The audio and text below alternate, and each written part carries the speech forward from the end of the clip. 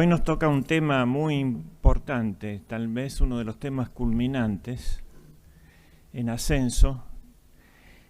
Luego vendría Felipe II y Cervantes, y una tercera que se pueden ir expandiendo a medida que no me alcance el tiempo, que es los Austrias menores y toda la clave de la decadencia.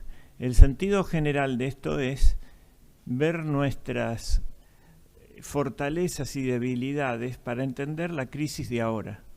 Por ejemplo, es decir, ¿en qué nos puede ser útil para hoy indagar estos temas?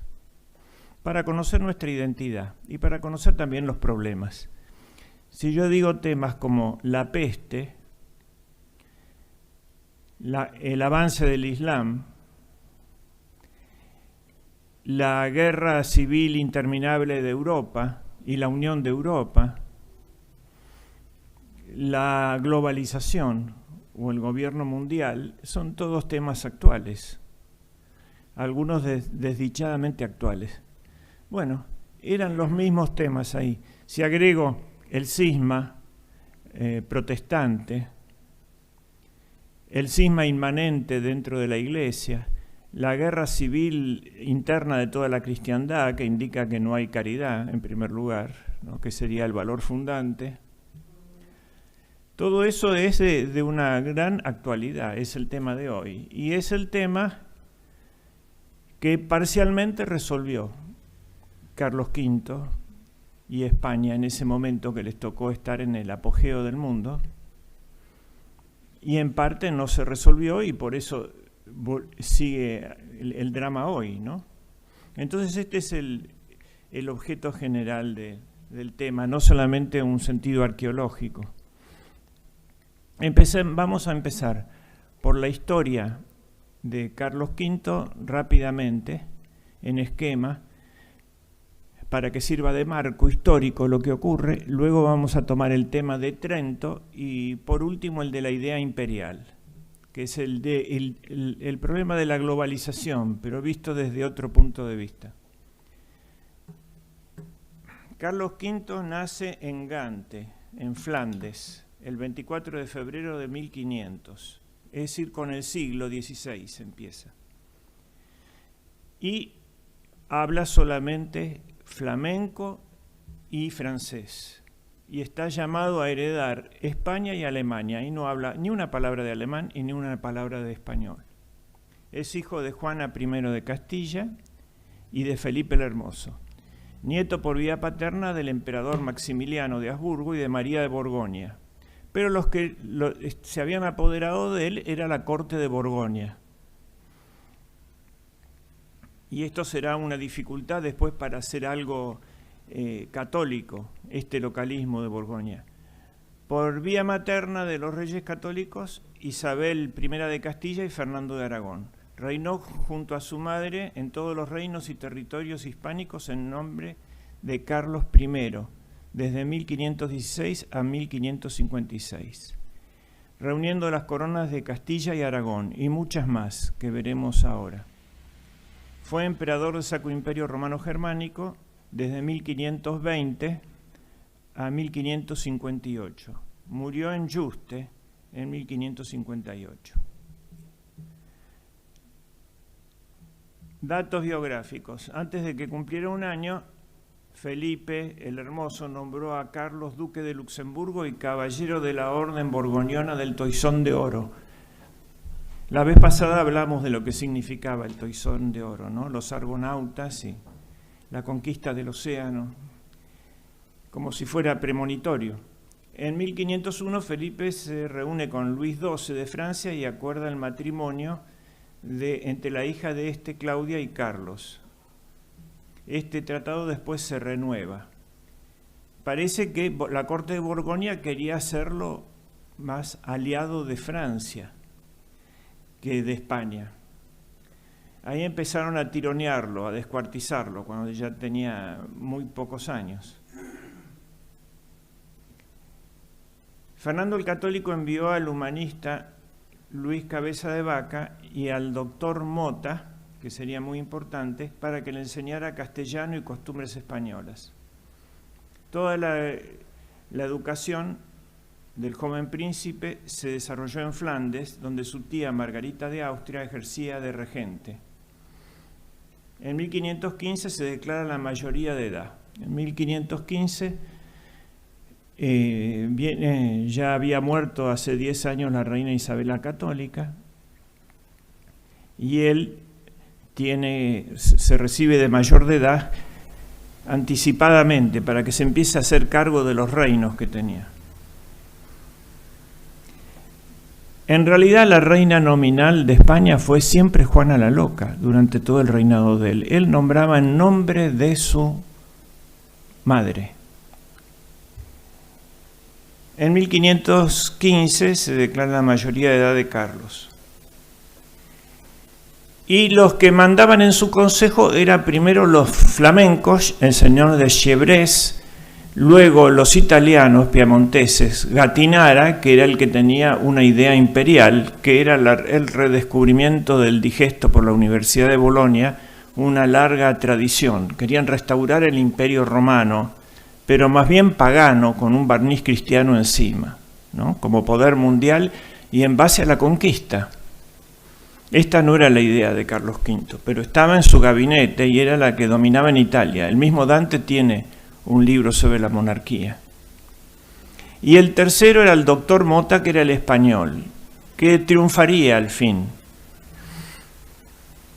Doña Juana, su madre, y el mismo don Carlos, por la misma gracia, reyes de Castilla y de León, ¿no? Vamos a ver los títulos. De Aragón, de las dos Sicilias, de Jerusalén, de Navarra, de Granada, de Toledo, de Valencia, de Galicia, de Mallorca, de Sevilla, de Cerdeña, de Córdoba, de Córcega, de Murcia, de Jaén, de Algarve, de Algeciras, de Gibraltar, de las islas de Canarias, de las Indias y de las islas de tierra firme de la mar Océano.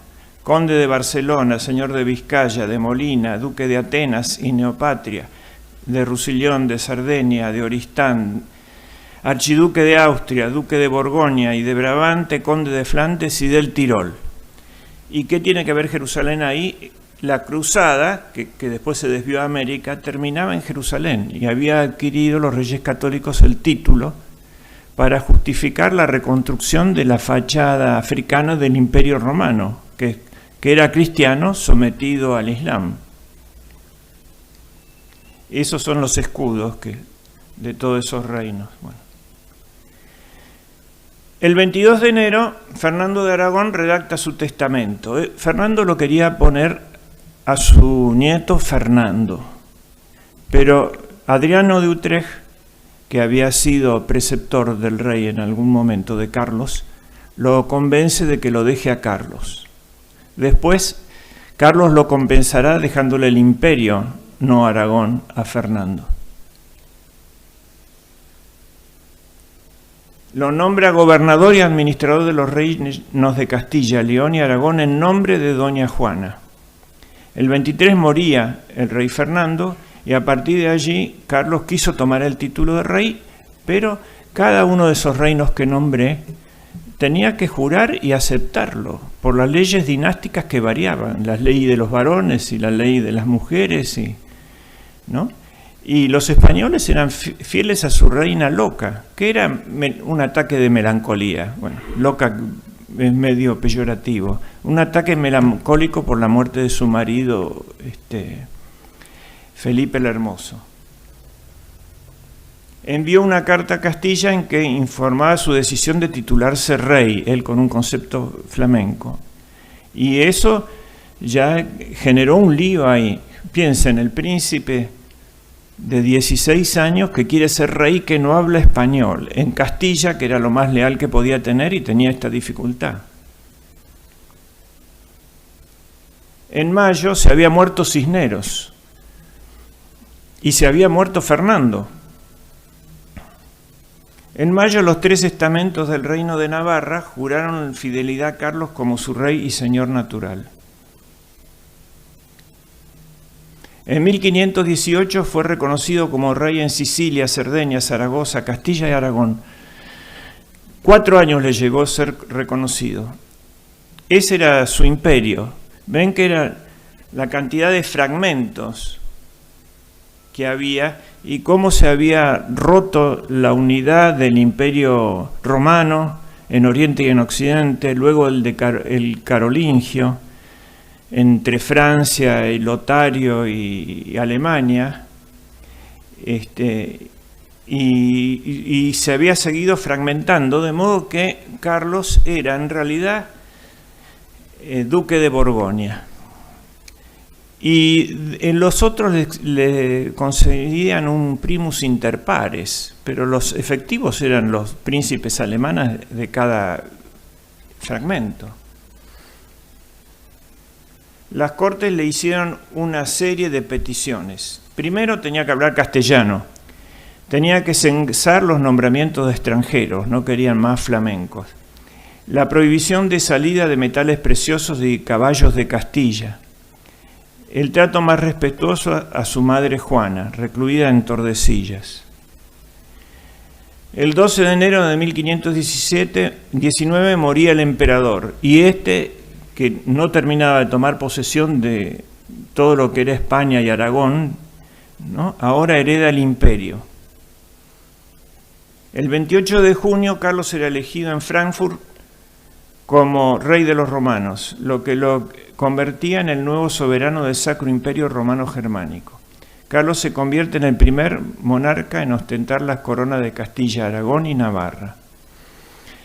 Y empiezan a estallar los problemas graves cuando quiere dar un paso en dirección de Alemania, que era todavía un problema mayor. La llegada de Carlos a Castilla supuso la llegada de un joven inexperto que desconocía las costumbres y el idioma. En poco tiempo de su permanencia, la preferencia de los intereses en Alemania sobre de Castilla generaron malestar en Castilla. El incendio de Medina del Campo se extendió el foco de rebelión comunera por Castilla, la revolución de los comuneros. Bueno, finalmente la aplasta en la batalla de Villalar, gracias a la nobleza castellana, el conde de Benavente y los otros grandes nobles son finalmente leales al rey. Pero en Aragón estalla la rebelión de las Germanías. Piensen en el muchacho entrando a la corte de Aragón, ¿no? Donde le ponen en claro que en Aragón, ¿no?, el hombre que se llama justicia es más que el hombre que se llama rey. Eso para empezar, el justicia mayor de Aragón. Y que en España somos tanto como vos, y todos juntos más que vos. Y que por lo tanto ahí no gobierna él, que le van a dar a Germain de Foix la corona. Así es su entrada. Era toda la cuestión de los fueros. Pero gana la batalla de las Germanías y estalla la guerra en Navarra, movida por el rey de Francia. También la gana la batalla de Navarra, ¿no? El pueblo navarro se pone del lado de Carlos V. En realidad el partido llamado legitimista lo apoyaba solamente el rey de Francia, que fue siempre el enemigo mortal, envidioso Francia de España. Había una alianza que se rompía ahora entre Castilla y Francia del Norte, el Languedoc, y entre Aragón y la Francia del Sur, el Languedoc, que era el lugar de los albigenses, y el rey de Aragón era el jefe de las tropas albigenses. Hay que recordar eso. Y eso venía a España con esa duplicidad que existió siempre, ¿no? Una entrada desde la época de Cluny. Bueno, la organización de la monarquía hispánica. Lejos de tener una idea monolítica de manejar con un mecanismo todo un imperio y apretando botones, Carlos V quería la Universitas Católicas. No había un Estado mundial, había muchos estados que surgían de abajo hacia arriba. Él aspiraba a coordinar eso frente a los peligros comunes y con una idea de bien común internacional. no con el bien local de un país sobre otro, que fuera una especie de pueblo de Dios del Israel cristiano, que era lo que pensaban todos los otros, ¿no? Los alemanes, los ingleses, los franceses, somos nosotros ahora. Es decir, el mundo era para Francia y los afrancesados, y así los ingleses también. Él no. Por lo tanto, había que armar los pueblos, que era la república de cada país, y eso eran los famosos consejos. Igual cuando lo de Indias empezó a ser lo mejor que tenía, lo separó del Consejo de Castilla y fue el Consejo de Indias, la institución para gobernar las Indias. En esos consejos, donde había gente muy notable, y creo que fue una maravilla el Consejo de Indias, toda su gestión, incluso bajo los Borbones, 300 años, es una de las creaciones de Carlos V que ya tenía antecedentes. De modo que organizó su reino en consejos, por lugar y por temas. El Consejo de la Inquisición en 1483 se había creado, en 1494 el de Aragón, en 1498 los Reyes Católicos el de Órdenes y en 1509 el Consejo de la Cruzada. Luego se crearon todos los consejos así que se llamaba sinodalismo, los cabildos nuestros, en cada reino para que gobiernen, y reducía a la unidad un secretario, que sería como el prefecto de las congregaciones romanas, ¿no? Que es como un ministro ahora.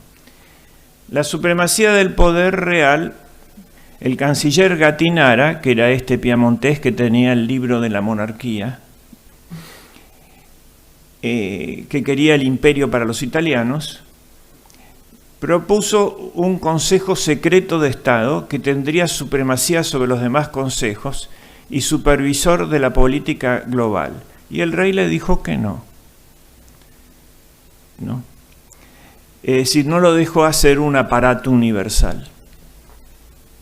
Sin embargo, el rey no quiso depender de un solo ministro y fue desestimado por influencia frente a los juristas españoles. En 1524 constituyó el Consejo de Indias y en 1526 el Consejo de Estado como un consejo privado del monarca. Los consejos estaban compuestos por personas escogidas personalmente por el rey. El rey siempre tenía la última palabra, pero no es... se puede comprender el poder que acumulaban. El consejo era el lugar donde el rey pulsaba las posiciones diversas de las fracciones nobiliarias, eclesiásticas y cortesanas. Estaban mudando los actores de la cristiandad. Durante la llamada Edad Media, o la etapa anterior, los personajes principales estaban en torno a las aspiraciones principales, la fe y el honor, ¿no? El castillo y la catedral, el clérigo y el soldado, el caballero. Ahora el clérigo se transformaba en humanista y el caballero en cortesano. Luego el caballero se transformaría en mercader, ¿no? Y el humanista en ideólogo.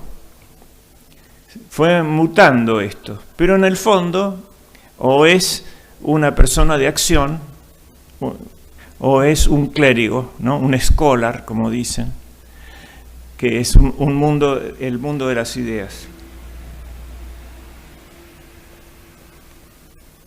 Entonces, en ese consejo él veía todas esas tendencias y podía arbitrar. Los consejos se convirtieron en tribunales de apelación y tenían prestigio social, importantes ingresos económicos y clave política. En este orden se destaca la importancia de los secretarios. Eran los gestores de la voluntad real. Mientras tanto, en América se expandía. Y acá quiero se expandía el imperio con una nueva concepción, es decir, partiendo de casi nada, sin tener que compatibilizar tantos fueros y reinos. En base a los principios cristianos, más verdaderos que en el resto de Europa, y en base al derecho natural, que era el derecho de gentes, al orden natural, al orden de la naturaleza. Yo la vez pasada dejé muchos temas sin tocar, pero quería mencionar como la influencia del pensamiento clásico en América, 3 casos más, que los menciono nomás, no voy a entrar en ello. Uno es las misiones jesuíticas. ¿Qué era eso como pensamiento clásico? Era la República de Platón, establecida entre los guaraníes. Luego está el ejemplo de Vasco de Quiroga, el evangelizador de Michoacán, un general que después se hizo clérigo y fue gobernador de todos los estados que dan sobre el Pacífico. Él tomó como modelo, él y los franciscanos, la utopía de Tomás Moro. Por ejemplo, ¿por qué están también trazadas las calles en América, como cuadras y 100 metros? Todo eso viene de la utopía de Tomás Moro. Es decir, no tenían como modelos solamente el villorio o las callejuelas de los centros de Europa de ese momento. Era una concepción más avanzada que se podía poner acá de cero. Veamos, y el tercero sería Pitágoras o la música como clave de una cultura, por ejemplo, las arpas guaraníes, ¿no? Que también tenía su conexión con los jesuitas. Zípoli, hay un magnífico libro que Ludovico Videla hizo imprimir por la Fundación Bunge-Born, que es lo mejor que he visto, lo recomiendo como bibliografía, sobre las misiones jesuíticas. Pero también Francisco Solano había conseguido hacer una ciudad sobre la música, no una ciudad como urbe, una ciudad como amistad de los ciudadanos.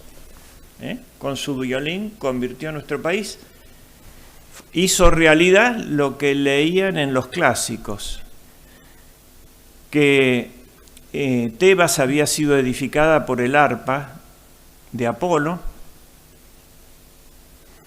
y que el castillo de Camelot había sido creado por el arpa o la rota, como se decía, un arpa medieval, de Merlín. Esto significa que la música puede crear mundos y también la música puede destruirlos, como el caso de Jericó, que fue destruido por la música. Bueno, nuestra ciudad, no nuestra urbe, que son los ladrillos, la hizo San Francisco Solano, por eso acá cerca en el Pilar, ¿no?, tiene su estatua y su recuerdo de los recoletos. Bueno, dejo ahí y vamos simplemente a la nómina de la creación de América. Hernán Cortés, 1521, el Reino de Nueva España. Nuño de Guzmán, el Reino de Nueva Galicia. Fernando de Montejo, la península de Yucatán. Pedro de Alvarado, el Reino de Guatemala. Francisco Pizarro, el Perú.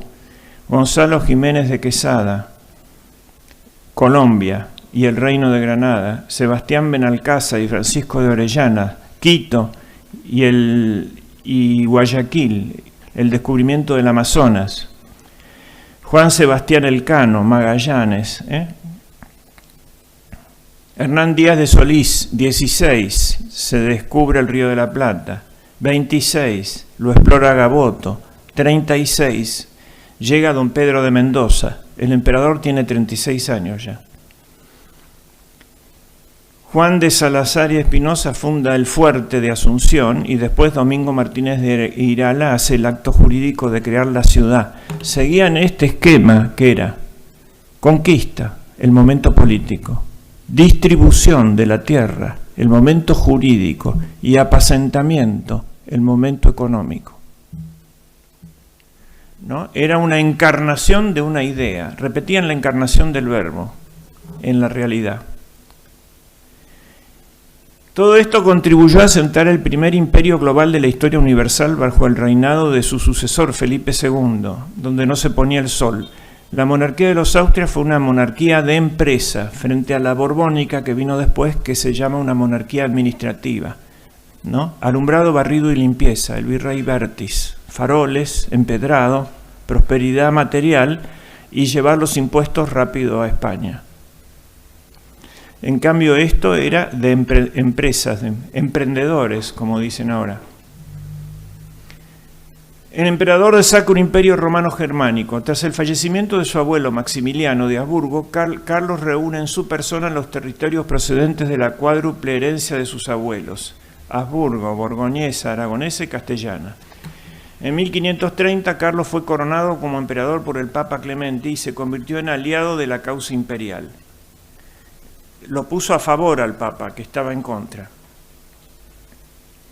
Ya vamos a ver las peleas con el papado.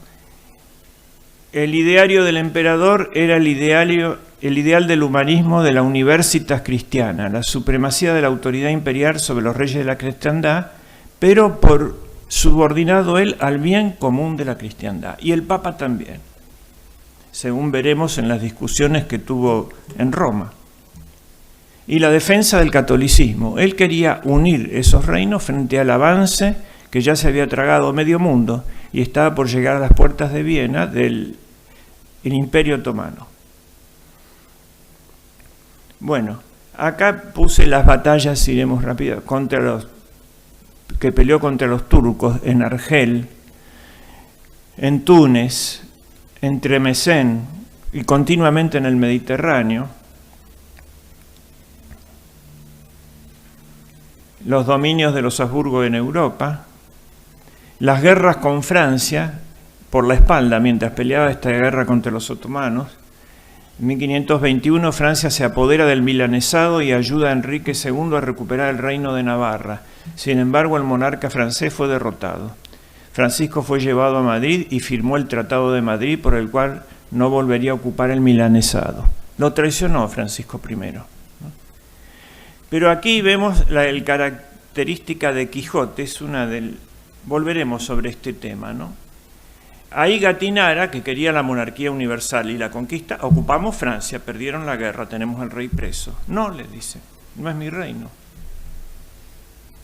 Yo lucho por conservar mis reinos, no por apoderarme de los otros. No es justa la causa de apoderarse de otro reino.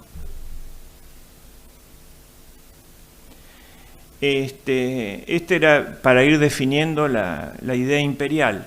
Pero él lo había derrotado moralmente a Francisco I, porque teniendo tanto que perder materialmente, antes de la batalla de Pavía le ofrece resolver el tema para que no se maten los soldados en singular combate, él y el otro.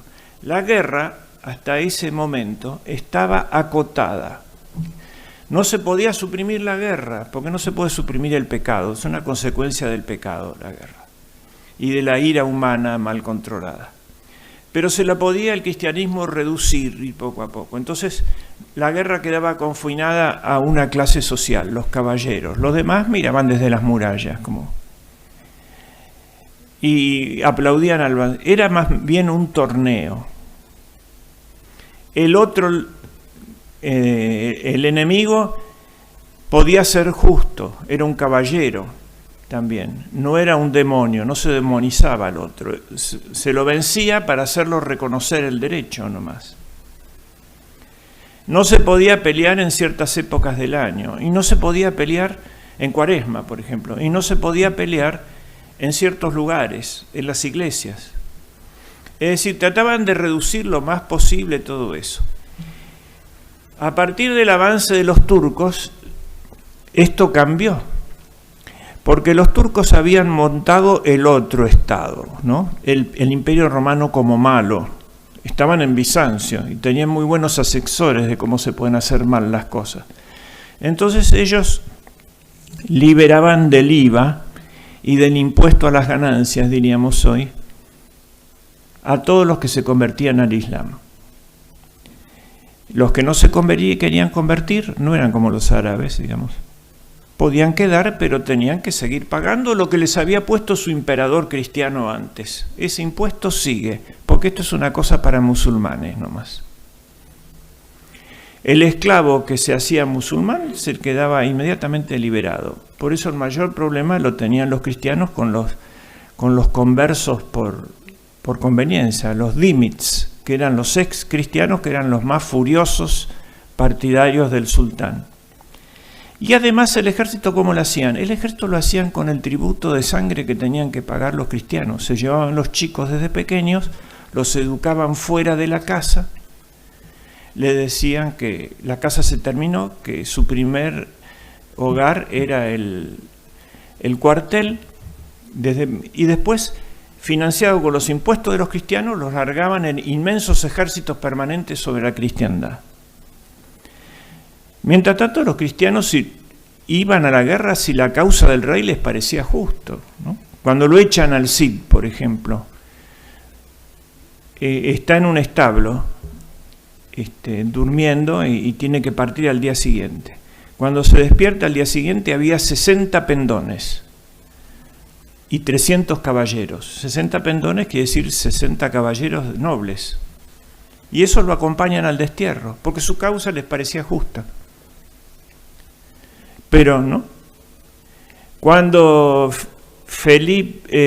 San Luis tiene la terrible rebelión de los albigenses, 100.000 soldados habían puesto, o gente armada, le ordena la represión de eso el niño San Luis y su madre doña Blanca de Castilla a Simón de Montfort.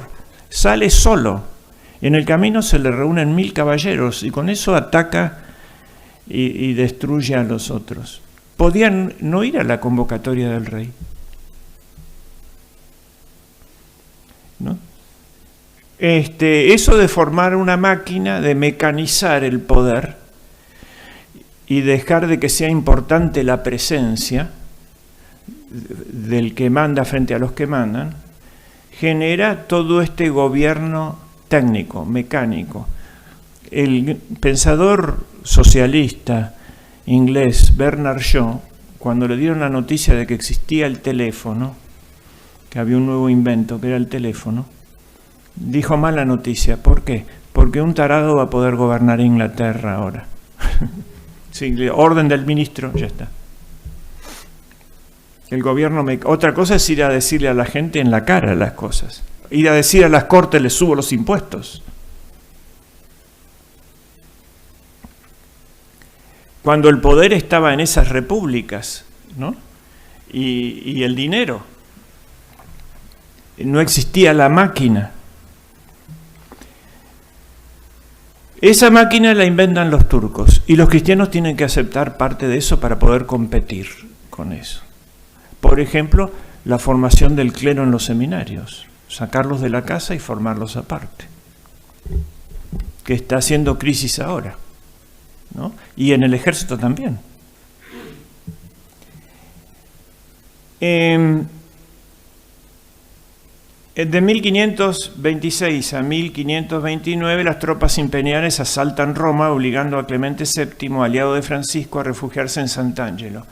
En 1535 y 1538 se produce la invasión francesa al ducado de Saboya, con la intención de continuar hasta Milán. Acaba con la firma de la tregua de Niza. En 1542 a 1544 concluye debido a la guerra con Francia. Bien, acá está. ¿Cuál es el mundo que heredaron los reyes católicos? Dionisio Peri-Egeta, quiere decir Peri alrededor del mundo, ¿no? Hizo un mapa del mundo en el siglo II. Este era más o menos el mundo conocido. Este es el que dejó Carlos V. Es el mapa de Sebastián Gamoto, bastante parecido al de ahora. Él le dio la unidad física e histórica a la humanidad. Fijémonos, por ejemplo, en la parte del norte de Canadá no está. Cabot tenía que hacer eso. El rey de Inglaterra, al señor Sebastián Cabot, veneciano pero al servicio del rey de Inglaterra, le había encargado que busque un camino al Pacífico por el norte.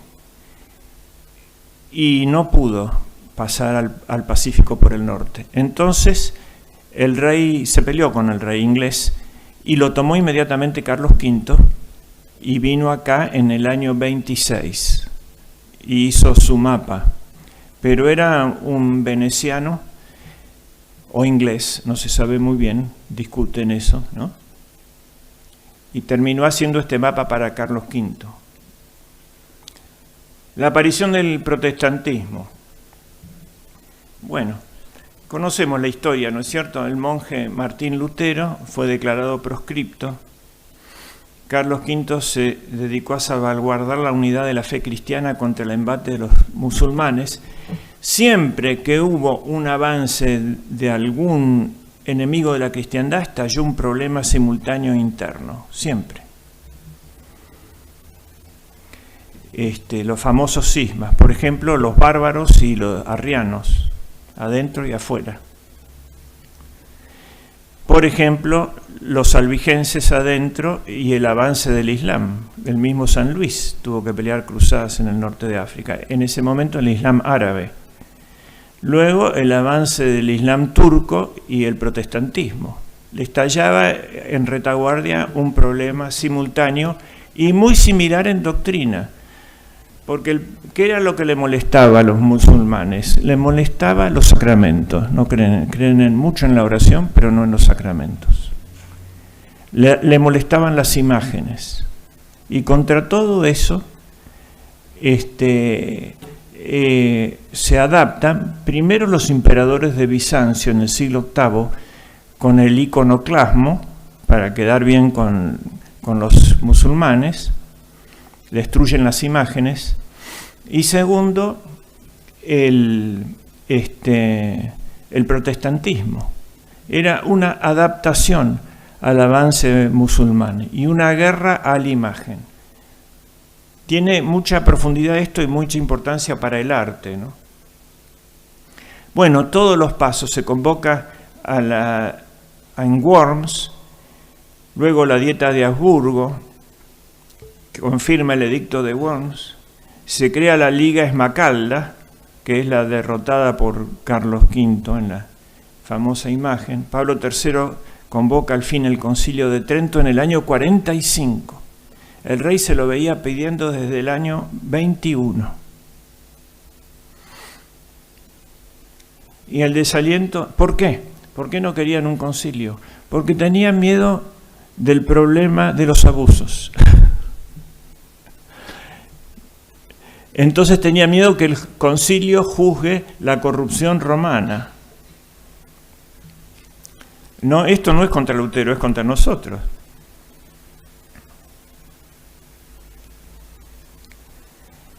La abdicación, el retiro y el fallecimiento y el traslado de sus restos. Bueno, es el fin del emperador, como saben, es en Yuste,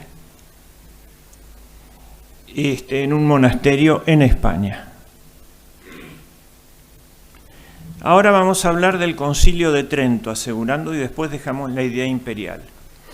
El Concilio de Trento tuvo 25 sesiones, entre 1545 y 1563, muy discontinuo e interrumpido. ¿Por qué? Por todo lo de la agenda de ahora, la Agenda 2030, la peste, la guerra, el cisma.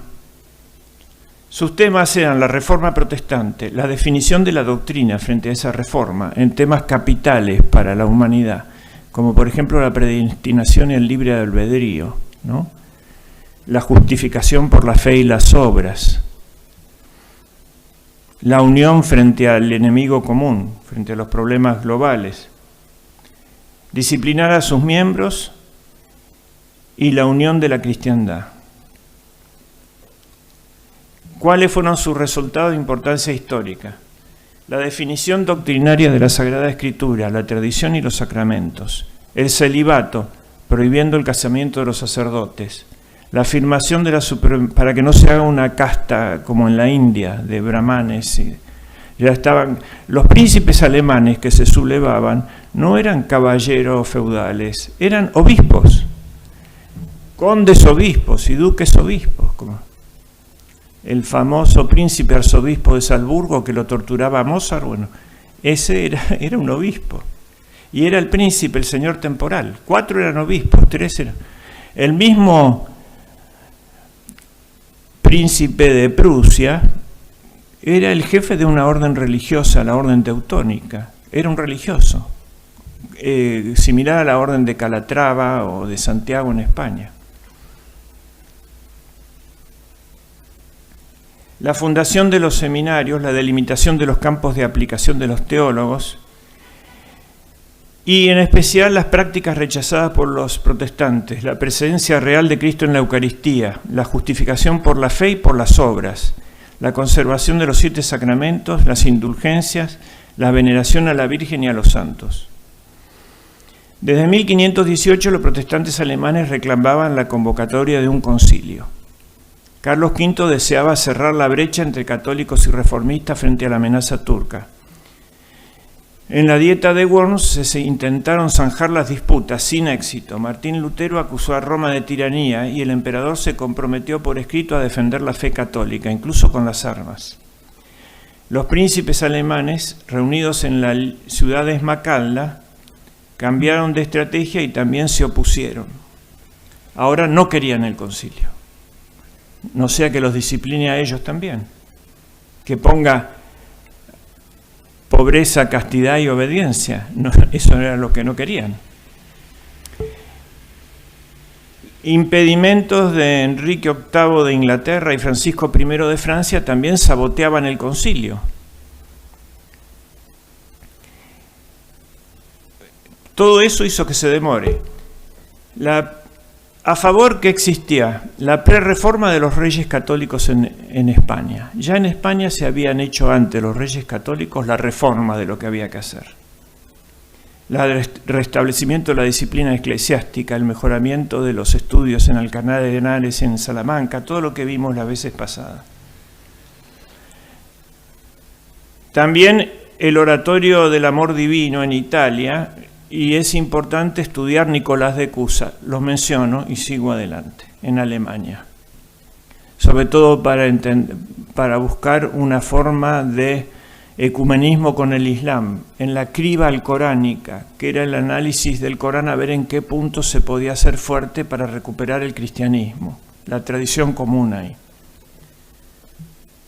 Eso era Nicolás de Cusa. Convocatoria. Paulo III intenta en Mantua en 1537, luego en Vicenza en 1538 y en Niza negocia una paz entre Carlos V y Francisco I para poder convocar. Convoca el concilio en Trento en 1545 como contrarreforma con la presencia de 25 obispos y 5 superiores generales. Las reuniones fueron 25, con suspensiones, hasta el año 63. Lo terminó el reinado de Felipe II. Carlos V no llegó a ver el fin del concilio. Pero él fue el principal impulsor de eso. Es decir, no actuaba él. No, le ponía frente a su responsabilidad al Papa y a los obispos. Ustedes resuelvan este problema. Él exigía eso.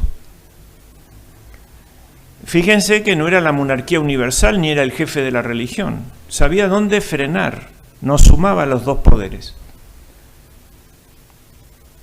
El espíritu fue plasmado por los jesuitas Diego Laínez, Alfonso Salmerón y Francisco de Torres.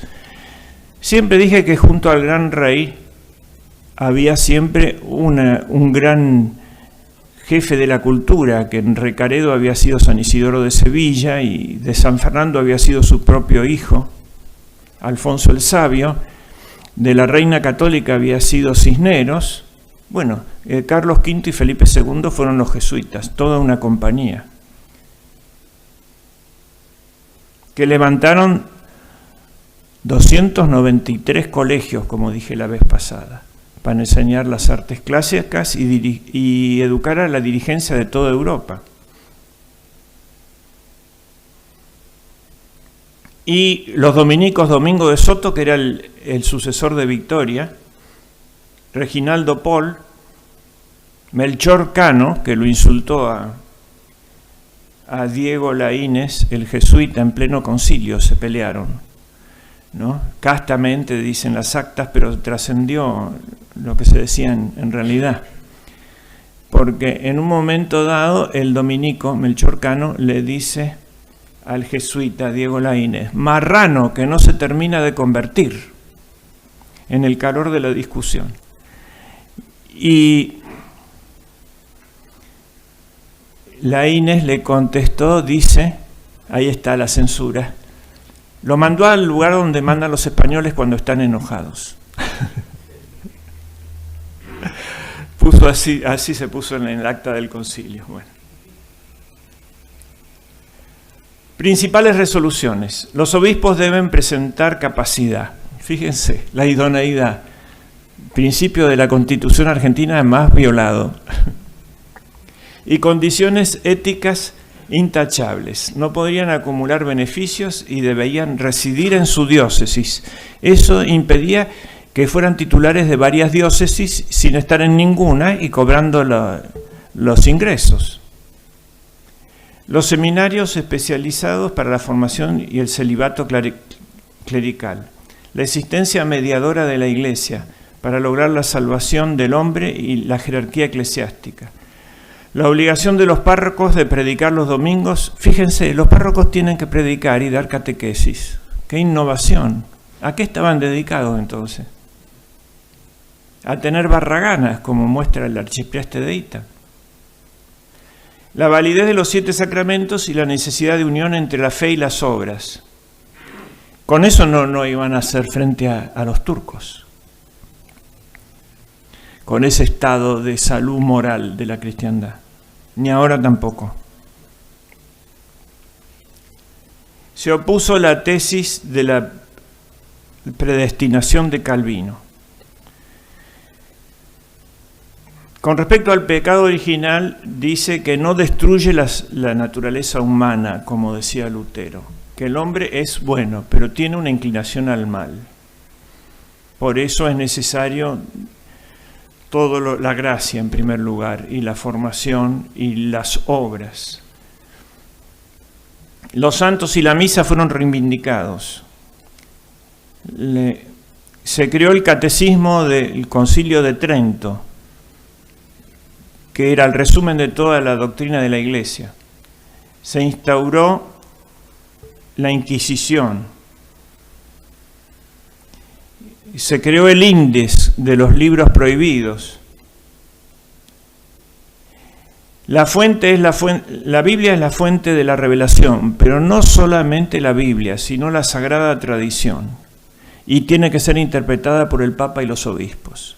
Entonces, no la sola Biblia que la interpreta cada uno como quiere, sino conforme a la tradición y por el magisterio.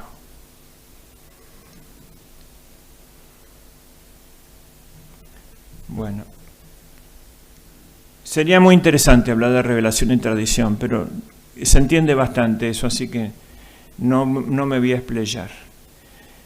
Hubo 3 periodos, el de Paulo III, del 45 al 46, que empezó rezando el credo niceno constantinopolitano, la aceptación de la tradición apostólica y las Sagradas Escrituras, el decreto por el pecado original, la justificación de la fe junto a las obras, es necesario obras, está en el Sermón de la Montaña, ¿no? Seremos juzgados por nuestras obras, no por nuestras ideas. Se supone que las obras son el fruto de las ideas, el resultado. La parábola de los talentos, por ejemplo. Los sacramentos, los asuntos legales del clero. Y se suspende el concilio por la peste.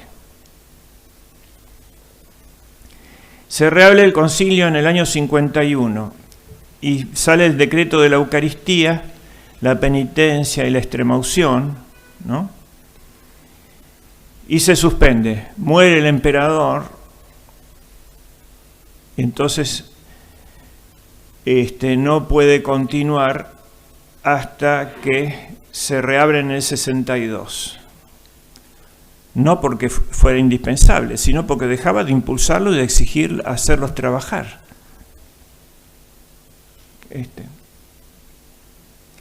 Y el tercer y último periodo, de 62 a 63, nace la necesidad del índex, la comunión bajo las dos especies, se establece como rito el rito del primer tiempo. No es el rito, como dicen, de San Pío V, ni de... Es el rito codificado por el Trento, y es el de San Pedro, porque la bula empieza qual primum tempore, como en el primer tiempo. La misa tridentina es la de San Pedro, frente a otras versiones. Pero no obstante, aceptan la misa de otros lugares que tenían tradición apostólica. Por ejemplo, la misa mozárabe de San Isidoro. El decreto del orden sagrado, el decreto del matrimonio, la existencia del purgatorio, es decir, el que se muere con cuentas pendientes puede arreglarlas en la otra vida. El rito mozárabe, el rito leonés y el rito ambrosiano son también aprobados. Pero el rito tridentino es para toda la Iglesia latina. Además estaban, por supuesto, los griegos y los arameos de las iglesias de Oriente.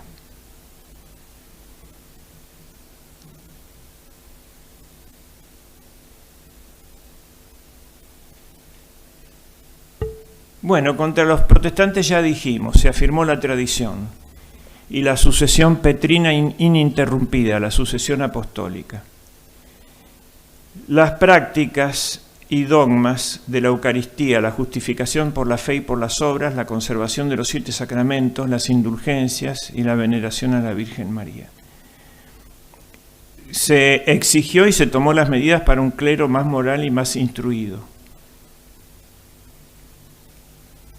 Y se estableció la doctrina sobre el purgatorio.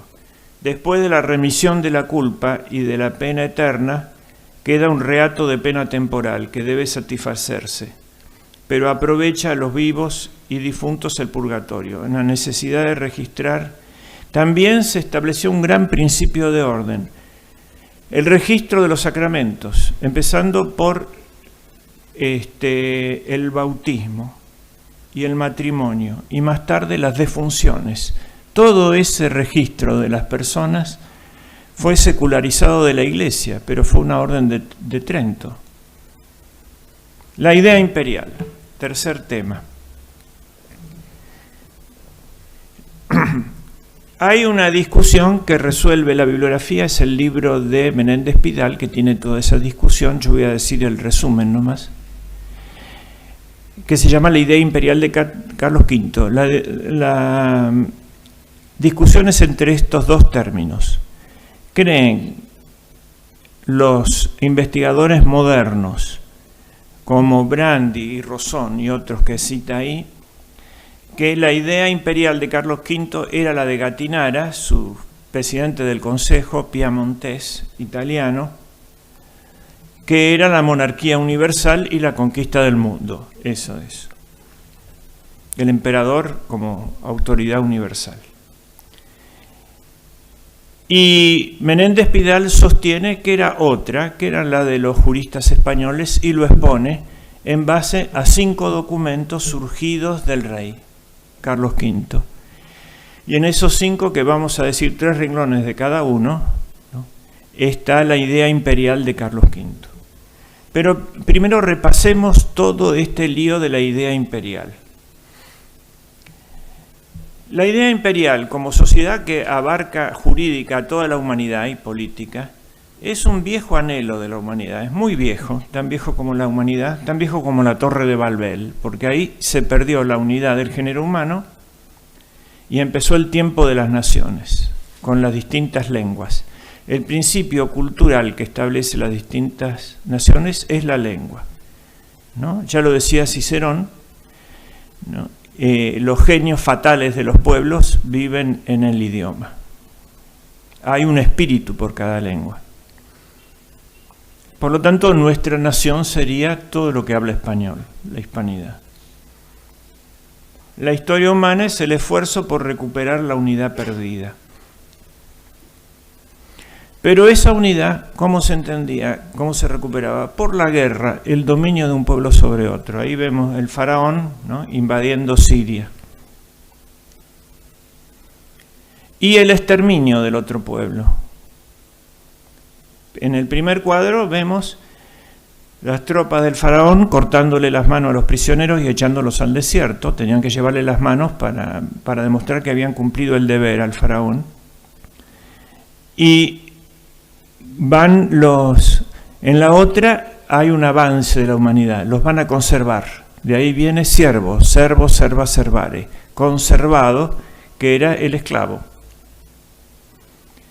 La primera integración, que no es en base hacia la dominación de un pueblo sobre otro, es la fenicia y la cartaginesa, que entran no hacen propiamente un imperio, sino un emporio, relaciones comerciales que son el sustrato de la unificación del Mediterráneo.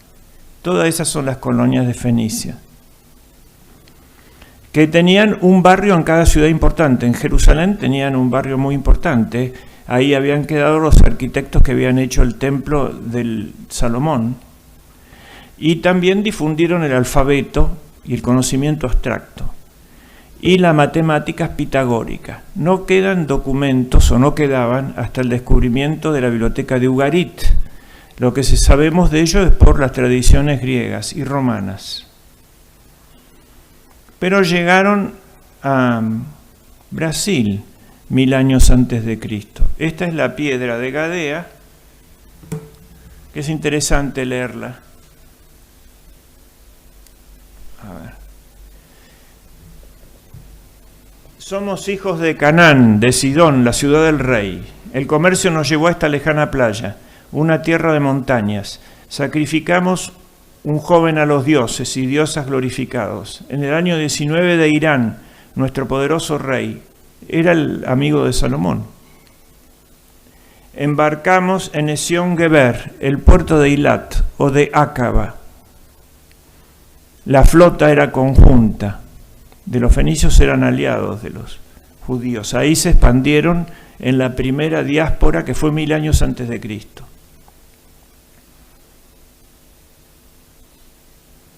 Viajamos en 10 navíos. Permanecimos en el mar durante 2 años, alrededor de la tierra perteneciente a Ham, África. Pero fuimos separados por una tempestad y nos apartamos con nuestros compañeros, y así arribamos aquí con 12 hombres y 3 mujeres, en una nueva playa, que yo, el almirante, controlo, que puedan los gloriosos dioses y diosas interceder en nuestro favor.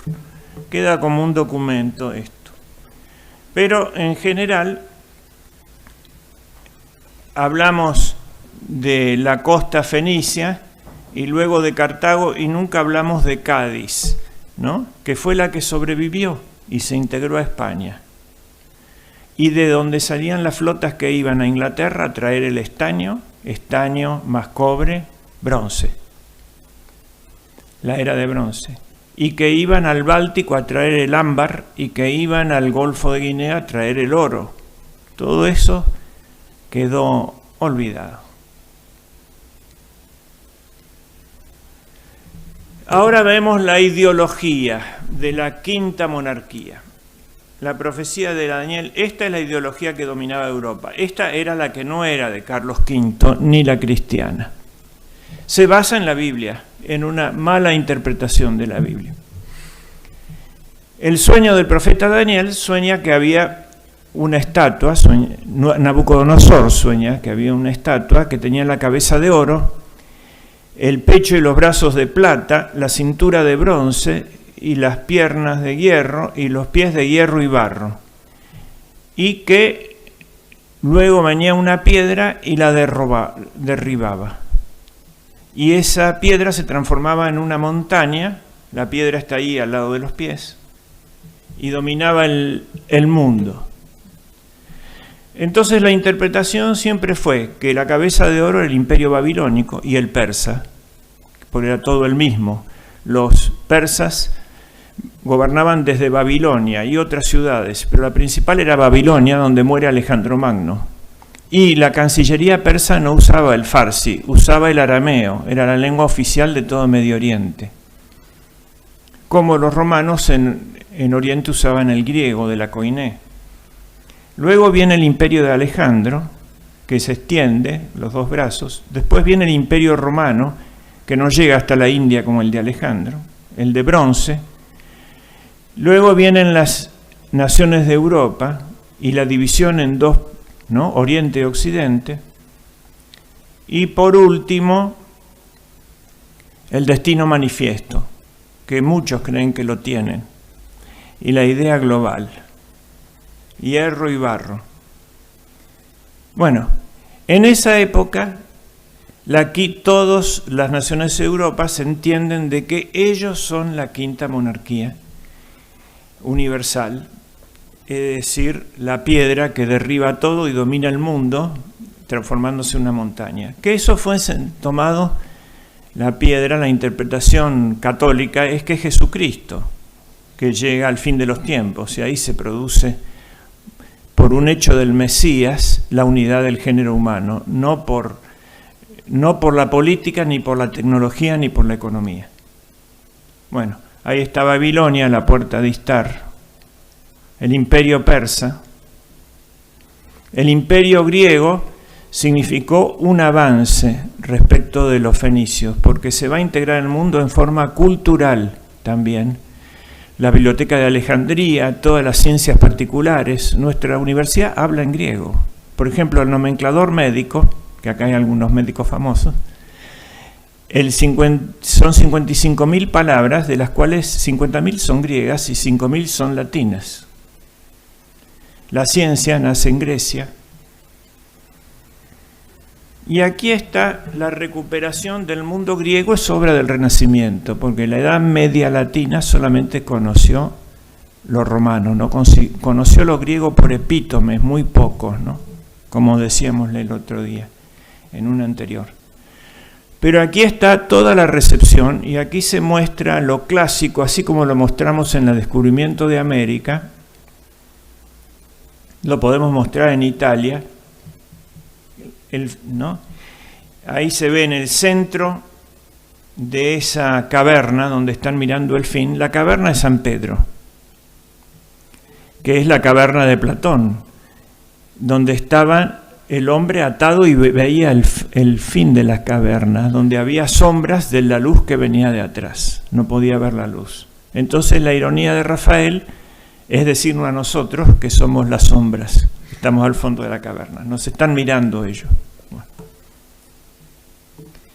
En el centro están Platón y Aristóteles. El platonismo, no, la idea, la dialéctica como ciencia máxima, y Aristóteles dice no, las ideas nuestras son un medio de llegar a la realidad, y con la mano le dice bajemos, ¿no? La idea está dentro de las cosas, y es el órgano que nos lleva a la cosa, no es una ciencia teorética. La ciencia teorética es ver la realidad. Y están, por ejemplo, cerca, Heráclito es Miguel Ángel, por supuesto que Platón es Leonardo, y Aristóteles es Bramante, está Alejandro Magno, también en la columna, al final solo, debajo de la estatua de Atenea está Protágoras, porque fue excomulgado por los griegos, echado porque había dicho que el hombre era la medida de todas las cosas, fue el primer antropocéntrico, jefe de los sofistas. Y así está Ptolomeo, todo eso, pero recuperado por el magnífico Renacimiento. No hay Renacimiento donde no hubo catolicismo. En algunos lugares fue con ruptura, ¿no? Y en otros sin ruptura. En algunos lugares lo pusieron en el centro a Protágoras. El imperio de Alejandro, cómo se fragmentó. Y acá una cosa muy importante, que no se menciona. El pacto entre la gnosis, la reina Cleopatra, y el ebionismo, Herodes el Grande, que tuvieron un hijo. No vamos a decir hoy cómo siguió esa historia. pero vamos a decir qué significa. Ella también había tenido un hijo con César, que debía heredar el mundo. Ella le explica el plan de dominio mundial, con eso lo enamora a Julio César y después a Marco Antonio. Había que trasladar la capital al centro del mundo, que era Alejandría, entre Oriente y Occidente. Y había que adorar al emperador como un dios, como era ella, una faraona, una diosa viviente, Isis, la encarnación de Isis. La filosofía profunda, son dos nomás, derivaciones, dos grandes bloques. Uno, Platón, la idea, el predominio de la idea. El otro, Aristóteles, la materia. El platonismo nos sirve mucho a los cristianos porque gracias a Platón tenemos herramientas conceptuales para sostener, por ejemplo, la inmortalidad del alma. Pero estos desprecian la materia, los gnósticos. El hombre es una chispa divina que cayó en la tierra y la muerte es una liberación.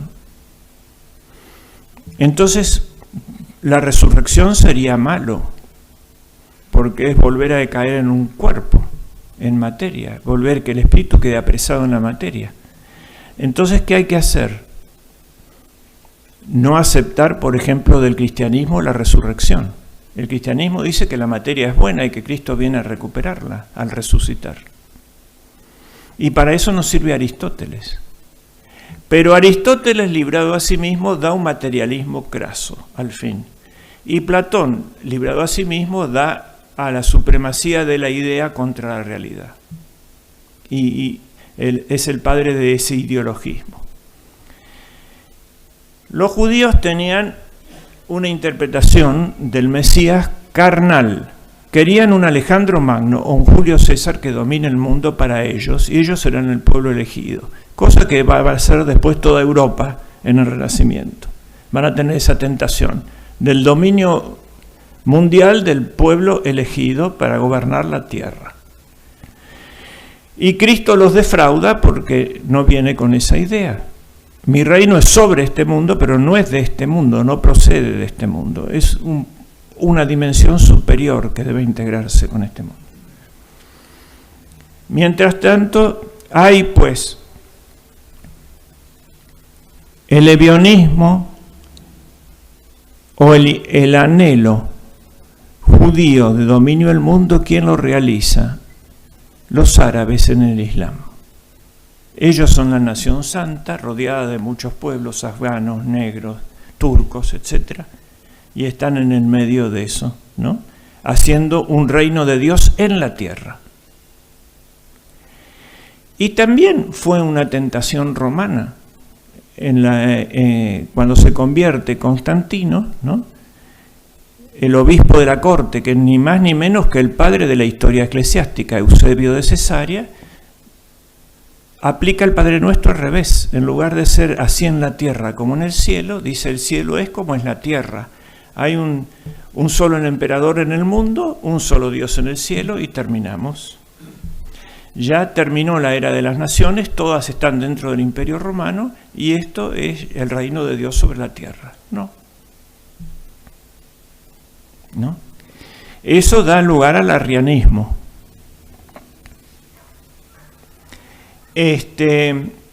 Pues bien, aquí pactan el milenarismo terrestre. Herodes, como había reedificado el templo o parte del templo, creía que él era el Mesías. Por eso manda a matar a Cristo. ¿Dónde nació el rey de Israel? Le preguntan los magos. Y él dice, ¿cómo? Soy yo el rey. ¿Qué rey vienen a buscar?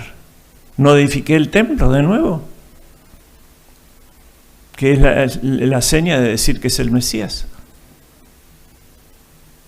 Y estaban preparando un gran levantamiento que después ocurrió, ¿no? Contra Roma y fue mal.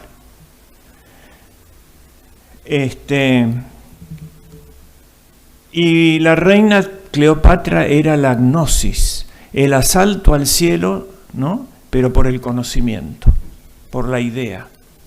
Nosotros fundamos la realidad, creamos la historia. La idea es más importante que la realidad.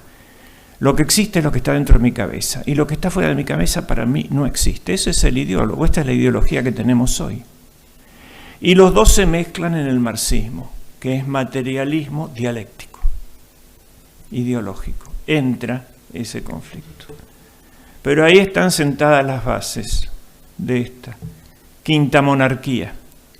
Mientras tanto, Augusto integra el mundo, no solamente económicamente, no solamente culturalmente, sino políticamente. Este es el gran aporte de Roma y del orden romano. La familia, la propiedad, el ejército, ¿no? Queda todo claro, pero no puede resolver la integración religiosa. ¿Cómo la resuelve? Ahí está el imperio de Augusto. Viene Cristo, que ya lo he explicado, ¿no? Y establece lo siguiente: Dios es uno y trino. Y Cristo creó al mundo, lo redimió y lo va a juzgar. Eso rompe los ciclos y estalla el mito del retorno, perpetuo retorno de toda la inteligencia pagana, y viene la idea que después se va a secularizar como progreso. El mundo fue creado, el mundo fue redimido, el mundo va a ser juzgado. Es una línea que ahora estamos rompiendo, estamos en el perpetuo retorno de lo mismo, de los mismos temas. ¿Por qué? Lo dice la Biblia del Antiguo Testamento: los impíos andan en círculo, en circuito ambulan. El hombre es imagen y semejanza divina, no es lo mismo. Imagen es algo ontológico. El hombre es imagen de Dios porque es inteligente, porque es libre y porque es una sinfonía. Y semejanza es la semilla que llegó a ser el árbol. La semejanza es lo ético. Toda la perfección humana es pasar de la mera semilla al árbol, no solamente grande, sino florecido, no solamente florecido, sino con obras, contra lo que decían los protestantes. Es decir, es necesario que dé frutos, y esa es la verdadera evaluación: por los frutos los conoceréis. La fuerza de la semilla son las 7 virtudes, pero esas no alcanzan si no son perfeccionadas por los dones, por la gracia, por los dones del Espíritu Santo. Y el perfil realizado de ese egresado, de ese árbol grande, ¿cuál es? Las bienaventuranzas. Las 8 bienaventuranzas son las 7 virtudes alcanzadas, más el martirio, que las resume a todas las demás. Y eso tiene que dar las frutas. ¿Cuáles son los frutos? Las obras de misericordia. Sobre esas 14 obras de misericordia se edifica el nuevo mundo, el de la cristiandad, porque este estaba condenado a la destrucción, el imperio romano. ¿Qué son? Dar de comer al hambriento, dar de beber al sediento, y San Benito, volver, ¿no? Dar posada al peregrino, volver al campo, a la naturaleza y reconstruir el mundo. Enseñar al que no sabe las órdenes educativas, curar al enfermo, las órdenes hospitalarias, son la realización de las obras de la misericordia, hasta que las tocó la secularización y los transformó en desiertos a todos esos burocráticos, apoderados por una camarilla, ¿no?, que roba, y los llenó la polilla. Para todos los hombres de buena voluntad. Por eso dice San Pablo: en Cristo no hay amo ni esclavo, ni griego ni judío, ni varón ni mujer. Y justamente todo esto reaparece con el llamado Renacimiento. ¿Por qué? Porque solamente en Cristo se realiza esta unidad, que no es la unidad técnica del mundo en un estado totalitario mundial. Es que no haya pelea entre el amo y el esclavo, y va a volver la esclavitud de mano de los ingleses y de los protestantes. ¿Por qué? Por la predestinación. Estamos predestinados, entonces el mundo está dividido, no hay unidad del género humano. ¿Está dividido en qué? en réprobos y en elegidos. Los réprobos se van a ir al infierno. Entonces, mi gran drama es saber si estoy elegido o si soy réprobo. Si yo estoy elegido, ¿cómo lo sé? Porque me va bien. ¿Cómo? Acumulando bienes materiales. Y el otro, el que es réprobo, lo puedo explotar si es pasto del infierno. Es un animal. Ahí viene lo de subdesarrollados. Ahí viene el peor insulto, que no es como en nosotros, hijo de P, sino que es loser, perdedor. ¿No? Tiene que divorciarse de él porque es un perdedor, es un maldito. ¿A dónde vas a ir con ese perdedor? Entonces ahí viene la división del género humano y vuelve a haber amo y esclavo, que son las luchas de clases. Griego y judío, que son las luchas étnicas. Ahora nos van a dividir a nosotros en mapuches, guaraníes, qué sé yo. Todo lo que se resolvió. Y en varón y mujer, que es romper la fuente de la vida, la unión del varón y la mujer. Y es donde se completa la Trinidad porque viene el Hijo, Padre, Hijo y el Espíritu Santo sería la mujer. ¿Por qué? Porque refleja ese aspecto de la Trinidad. Señora y dadora de vida son las características del Espíritu Santo, la de la mujer. La comunicación, la lengua es la lengua materna. Entonces se lleva el ataque ahí. ¿Por qué? Porque es malo que venga nueva gente al mundo, porque son chispas divinas que caen en el barro y la materia es mala. Eso está detrás del control de la natalidad. Vemos que la reina Cleopatra no quedó tan superada, ni los gnósticos, ¿no? Los griegos de Atenas aceptaron que San Pablo les hable de la inmortalidad del alma, pero cuando quiso hablar de la resurrección le dijeron, eran gente finísima, ¿no? De eso hablaremos otro día. Era el no. Andate. Bueno. Pero no era esa la solución del emperador. La solución del emperador era el panteón, el ecumenismo. Vamos a juntar todos los dioses, a Hermafrodito, a Moloch, a Júpiter, a Isis, y los vamos a poner en un templo circular, el panteón. El panteísmo es la solución del problema, el Consejo Mundial de las Iglesias, digamos. Total, hay que vaciar de contenido personal la idea de Dios y a crear una idea abstracta de ser supremo, pero que si uno quiere poner a Mahoma, que lo ponga, y si otro quiere poner a Buda, que lo ponga, y que cada uno, ¿no? Y en base a esa ciencia abstracta de palabras sin contenido real, dominaremos el mundo. Como lo dice Comte, el mundo será de los que manejen la suficiente cantidad de ciencia abstracta. Constantino convierte el imperio y acá está hecha otra concepción de la iglesia, digamos, y de la cristiandad. Hay dos concepciones que había en el Renacimiento y siguen ahora. Una que era el imperio romano pagano y lo habían descubierto con el digesto, que lo descubre la Universidad de Bolonia. Eso les permite superar a los medievales la organización feudal y organizar los grandes estados. Y aplican la ley de las dos sociedades perfectas. Pero la otra es la fundada en Dionisio Areopagita y que toma Santo Tomás para el gobierno del universo, que son los tres. Ningún dominio se establece si no es en la imagen de Dios. Pero Dios es uno y trino. Son los 3 órdenes de la razón, de la nación, que es la fórmula que le da el emperador de Bizancio a Carlomagno para que organice Occidente.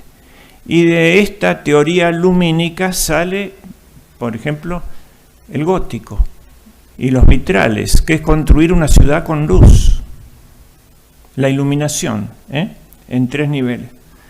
Bueno, acá está el árbol. El hombre es imagen de Dios, pero la imagen es una palabra dependiente. ¿De qué? Del sujeto que la proyecta. La imagen depende del sujeto que la proyecta. Entonces, una imagen pertenece a 2 seres. Uno, su modelo. Por ejemplo, la Gioconda puede decir, esa es mi imagen. Y otro, su autor, Leonardo da Vinci, puede decir, ese es mi cuadro. Ahora el hombre pertenece a Jesucristo, porque Él es la imagen y Él es el autor, por doble lado. Ahora, el hombre es libre, como Dios, porque es imagen de Dios. Puede darse vuelta, como la imagen del vaso, si la saco de frente al espejo, desaparece del espejo la imagen. Lo que no puede evitar es desaparecer. Las cosas separadas de la inteligencia divina se mueren. Y hay un hombre individual, que es cada uno de nosotros, y hay un hombre colectivo, que es la sociedad. Los dos se aplica esto que hablé del árbol. Semejante es el reino de Dios a una semilla pequeña que llega a ser el gran árbol. Entonces, la triple dimensión de la sociedad, fundada en la imagen de Dios uno y trino, era arriba los bienes espirituales, que eran el aire y la luz, y la captaban las hojas, que era la jerarquía eclesiástica, y el estamento eclesiástico. En el medio está el tronco, que le da al árbol la dirección en torno a la luz, la justicia legal, ¿no? Establecida por los gobernantes. Y abajo están las raíces, es el pueblo, el tercer estado, que toma los bienes materiales, el hierro, el agua, la tierra, y los manda a todo el árbol, así como la luz, transformada por la fotosíntesis, vuelta a vida, va hasta la última raíz. Este era el árbol de la cristiandad. Este era el modelo, no el digesto. Y este era el modelo de Carlos V. La idea imperial la explica en 5 momentos. Voy a decir 3 renglones, pero tengo que ser serio y citar los documentos. ¿De dónde saca usted esto que nos dice? El primero es en las Cortes de La Coruña. Él tiene 20 años, es nombrado emperador o designado. El Papa no lo quiere nombrar, no lo quiere coronar y no estaba completado el trámite si no lo corona. Francisco I y Enrique y los ingleses se oponen. Los príncipes alemanes no lo obedecen porque era un primus inter pares y ni le iban a pagar que vaya. Y él le había llevado 4 años ser reconocido con todas esas guerras, la Germanía, los comuneros, etcétera, por España, ¿no? Que era una realidad múltiple, no unitaria. Entonces va a La Coruña y ahí habla, su primer discurso imperial lo da Mota, aquel que había enviado Fernando el Católico y que era el tercero en el Consejo del Reino. Primero era Chevrier, el flamenco. Segundo era Gattinara, el canciller, al cual le adjudican la ley, que era el digesto. Y tercero era el doctor Mota.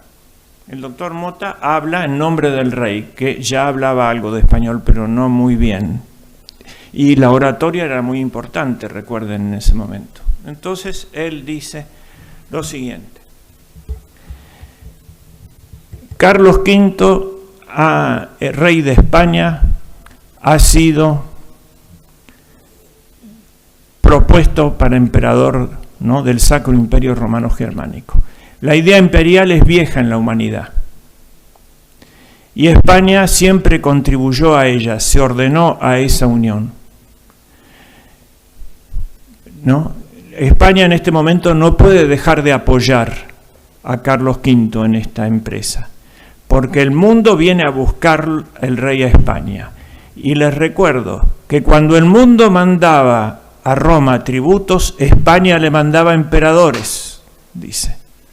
Le mandó a Trajano, le mandó a Adriano y le mandó a Teodosio, que hizo la unidad del imperio y la conversión del imperio al catolicismo, que no la hizo Constantino, hizo el edicto de tolerancia nomás. Por lo tanto, España no puede estar ajena a esto. Y entiendan que el rey no quiere más Estado, tiene suficientes. Lo que quiere es defender la cristiandad y procurar el bien común. Su idea es la de la Universitas Cristiana, una concordia de todas las causas segundas del cristianismo, no la reducción a una sola causa formal. Por lo tanto, España tiene que responder, si acepta esta misión histórica, es la gran hora de España, de ser el escudo de la defensa de la cristiandad como lo ha sido durante 8 siglos. La espada del ataque, el tesoro, el huerto de las delicias de este nuevo César que el mundo nos pide a nosotros. Y él desea morir en España, ¿no? Porque este es su reino. Si acepta esta misión imperial, de soportar esto, que no está enderezada a la grandeza de la España misma, sino a la cristiandad, al bien común. Es un ordenamiento de España en el sentido común de la cristiandad. Bueno, los españoles lo apoyaron, a pesar de que lo habían recibido así en cada reino, ¿no? Sí. Sintió todo el pueblo que era el momento de su grandeza. El segundo es el de la dieta de Worms. Él llega a Alemania y tiene ahí mismo la rebelión de Lutero. Y se lo hace entrar uno de los príncipes alemanes a la dieta. Y se subleva frente a él, y en el mismo momento que le dice que avanzan los turcos, y él quiere tener sus príncipes unidos, que en ese momento eran todos católicos, no eran todavía protestantes. Pero ellos estaban en la interna, cosa que sigue hasta nuestros días en Europa. Entonces él les dice, ahí hace una primera declaración, que sí la pone Gatinar en su libro, pero la segunda la omite y es más importante. La segunda declaración, después de pasar una noche sin dormir, cuando tuvo la insolencia de Lutero adelante, es yo deseo defender la cristiandad. Ese es mi objetivo, el bien común de la cristiandad, diríamos nosotros. Y para eso voy a dar mi vida, mi reino y mi sangre, hasta el último aliento. Es decir, pone un objetivo encima de él. Y esa declaración la hace él. El tercer momento es el saqueo de Roma. Y está en Granada y se entera que el condestable de Borbón dispuso que podían saquear a Roma porque no había cómo pagarle a los lansquenetes. Y recibe un breve del Papa que se lo entrega a Baltasar de Castiglione, el nuncio apostólico, que era el autor de un libro que se llama El Cortesano, nuevo personaje que aparecía. Baltasar de Castiglione tiene una respuesta dura del Papa por el incendio de Roma contra Carlos V y se la entrega. Carlos V no responde. Lo llama a Valdés, Antonio de Valdés, hermano de el que escribió Los diálogos de la lengua, donde está la política lingüística de Carlos V. Primero le había pedido a un español, Mota, que hable de la... Ahora le pide a Valdés que le redacte. Era el mejor estilista que había, el secretario de las cartas latinas del emperador. Y en ese momento Baltasar de Castiglione recibe un segundo breve más suave del Papa. Entonces quiere retirar el primero para que no le responda en los mismos términos Carlos V y dejar el segundo, respóndame a esto nomás. Y en el primero, Carlos V le dice la respuesta al primero, que la entrega igual. Dice, quedan los dos y van a tener dos respuestas. En el primero le digo, otra vez, que yo me ordeno al bien común de la cristiandad, pero usted llama a un concilio general para poner en orden todo esto. Y si los intereses del papado común, digamos, del Estado de Vaticano, se contraponen a lo de cristiandad, yo apelo ante el concilio. Usted y yo nos subordinamos al bien común de la cristiandad. Sería la traducción nuestra en términos de hoy, ¿no? Si no, esto no puede ser. Entonces, ese es el primer breve. En el segundo, modera y dice, apelo al colegio de cardenales, si se niega a convocar el concilio. Pero acá aparece lo mismo. Todos tienen que estar subordinados al bien común de la cristiandad. Esta es la idea imperial. Y tiene que haber dos poderes, el poder eclesiástico y esto.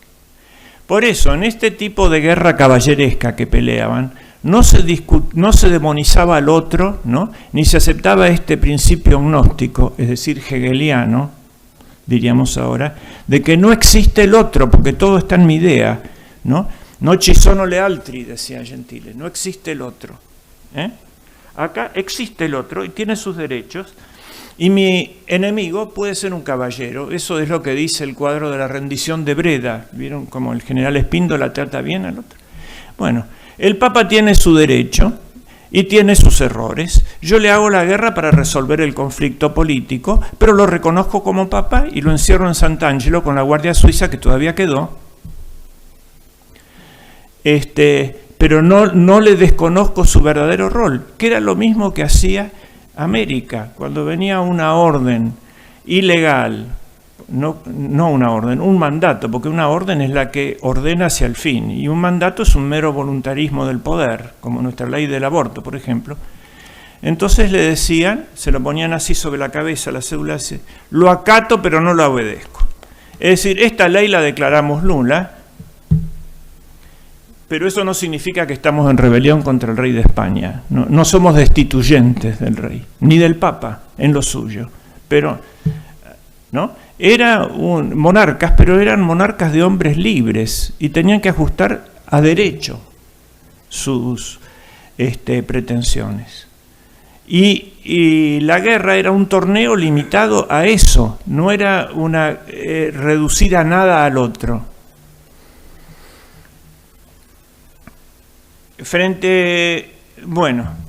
Después vino el famoso discurso de Madrid de 1528, y en ese discurso, voy a resumir, lo escribe Fray Antonio de Guevara. Él estaba acusado de pretender la monarquía universal, es decir, como dicen los psicólogos de ahora, los otros reyes de Europa proyectaban su verdadero deseo, el dominio del mundo. Entonces, él decía que no. Y dice que esto que decimos siempre, ¿no? Dos poderes, pero el papado ordenado al bien común de la cristiandad, pero respetado en su ámbito, ¿no es cierto? La cristiandad no como un monolito, sino como una federación de repúblicas cristianas coordinadas por el emperador para su defensa y para su armonía. Los reyes como servidores, esto está en el documento, es el testamento de Isabel. No son los reyes, los pueblos para los reyes, sino los reyes para los pueblos. Mandar es servir, ¿no? Es un acto de servicio ser rey, etc. Para los que no son cristianos, la fórmula es el derecho internacional, que es lo que estaba creando sus universidades. Es la propuesta del derecho de gentes basado en la naturaleza. Esta era más o menos la idea imperial. Pues bien, el quinto momento, ¿y dónde está esto expresado? Porque decían que lo había escrito Gattinara otra vez, para reducirla al digesto. Esta no fue Gattinara, fue Fray Antonio de Guevara, el predicador de la corte y cronista del rey. Un gran literato y un prosista extraordinario. Tengo ahí las consultas, pero no las voy a leer, no se asusten, alguna página de él para ver la oratoria. Él había escrito un libro que se llama El reloj de príncipes, y ese documento, ese discurso de Madrid, dice palabras exactas del reloj de príncipes. Así que ahí tienen un texto para ver la idea imperial de Carlos V. Era el reloj de príncipes de Fray Antonio de Guevara, en ese momento, el que sostiene su documento. El quinto momento es el imperio europeo americano. Eso que no pudo hacer en Europa, lo pudo hacer en España y en América. Entonces, la idea imperial se realizó en Hispanoamérica, desde los Pirineos hasta las Filipinas y desde Alaska hasta la Tierra del Fuego. Esa es la idea imperial de Carlos V realizada. ¿Y cuáles son sus documentos? Dos. Uno, la demanda de Cortés en las cartas de relación, que son todos los pedidos, ¿no? Y toda la información, la materia necesaria para que la cabeza le dé la forma al imperio. Y la respuesta de Carlos V, ¿dónde la encontramos? En las leyes de Indias. Ahí está, digamos, la constitución del imperio, ¿no? Pero el principio fundamental está en Isabel la Católica. Los reyes son para los pueblos no son para los reyes. No es, dice el pueblo, un rebaño esquilmable para cobrarles tributos. Es donde el rey debe morir por ellos, ¿no? Bien, acá hay otra cuestión. Habíamos visto que estas dos fieras, el gnosticismo y el ebionismo, el imperio terrestre material, para crear un faraón o un emperador, un Calígula o un tirano mundial, y el gnosticismo y el ebionismo niegan cada uno un aspecto del verbo encarnado. Unos niegan a Cristo hombre y el otro niegan a Cristo Dios. La encarnación del verbo es lo que tiene atado al Leviatán, la bestia del mar del Apocalipsis, que también es la ballena de Job. Cuando los judíos le piden a Cristo que le dé una señal, Cristo les dice, no tendrán otra señal más que Jonás. Jonás es la ballena, que la encontramos en Job. Significa el monstruo del mar, la bestia que sale del mar del Apocalipsis. Esa bestia está desde los tiempos primordiales. Los babilonios la llamaron Tamiat. Y el Padre la pesca con el hombre. Adán es el primero de esa lista y el último es Cristo. Queriendo el demonio, que es la muerte y que es el dominio del mundo, es lo mismo, apoderarse de Cristo, porque es glotón y quiere comer en la carnada, ve el hombre nomás, queda enganchado por el misterio de la encarnación. Y eso lo tiene atado hasta el fin de los tiempos. Pero cuando se rompa la encarnación de ese concepto y se consiga una política sin Dios, una economía sin Dios, una cultura sin Dios, etc., se va a alargar el dragón. Esto lo mandó a hacer en el año 1230, creo, la abadesa Errad de Landsberg, y se llama la pesca del Leviatán. El Leviatán puede devorar el mundo, como por ejemplo todos los países que se devoró la Unión Soviética, pero no los puede digerir. sin su consentimiento. Los tuvo que largar, ¿no? El comunismo demuestra que se puede vencer esas globalizaciones siempre que no haya un fermento de descomposición interno, que dejemos actuar eso. Los largó a Polonia, Hungría, etcétera. Hoy están mejor que otros países en muchos temas. A ver, bien. Pero esto se lo devuelve el diablo a Dios. Él se disfrazó de hombre para pescarme. Ahora lo voy a hacer yo. En el Renacimiento el demonio se hace hombre. Fíjense, Rafael del Sancio pinta a la antigua serpiente con rostro humano, en el jardín del Edén. Es decir, detrás del falso humanismo, ese de que el hombre no es la imagen de Dios, sino un mono que parla, pero que es centro del universo igual, está el diablo.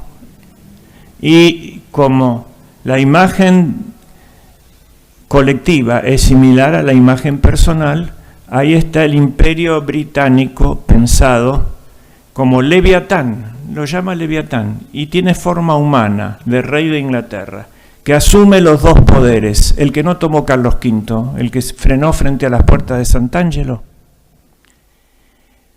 En una mano tiene la espada, que es el poder temporal. El otro es el báculo, porque el rey de Inglaterra es el jefe de la religión. Debajo de la espada está el castillo, la corona, los cañones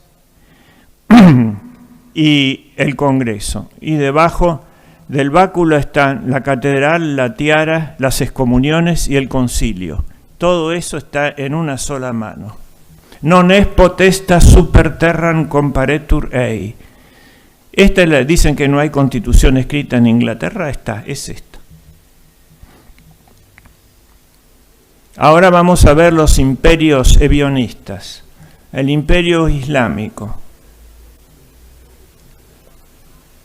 El imperio francés. Todos los que acusaban a España. Abajo el británico.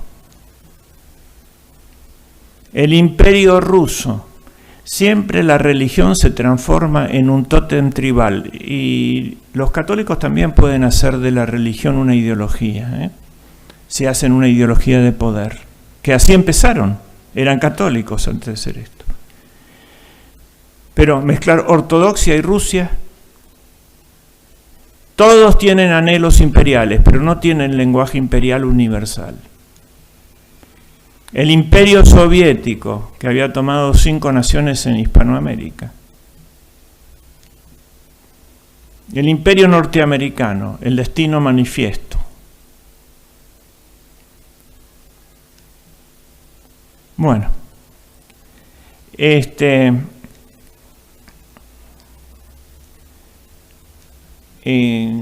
bien.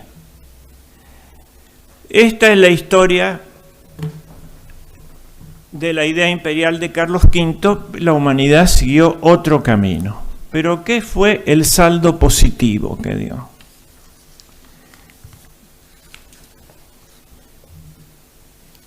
Última página.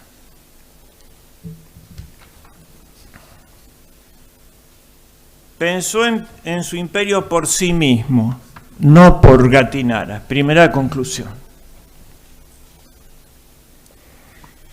Lo expresó por medio de grandes literatos españoles, Mota, Valdés, Guevara y Cortés. No entendieron. Carlos V se hispanizó y quiere hispanizar a Europa. Recuperó ahí el espíritu de la cruzada. Y quiso transfundir en Europa el sentido de un pueblo cruzado que España mantenía desde hace 800 años y Europa lo había olvidado después de un fracaso total en las cruzadas. Por eso se le venían los turcos encima. El imperio que tan achicado llegó a sus manos se convirtió en una realidad, o en dos realidades. Una en Oriente, que fue el imperio austrohúngaro que lo siguió después, y otra en Occidente, que fue la hispanidad. Para la rama española reservó la península, Flandes, Nápoles, Sicilia y América. Y para su hermano Fernando reinó en Hungría y en Bohemia. Los españoles cumplieron su servicio mucho más de sus intereses particulares. Pelearon en las puertas de Viena, defendiendo la de Solimán, y en Túnez, y en Argel. La iglesia y en Flandes. La iglesia se robusteció por la Compañía de Jesús y Trento, y por la nueva escolástica. La vida de las cortes y la diplomacia se vio invadida por ministros y usos españoles. La lengua española empezó a ser usada en todas partes.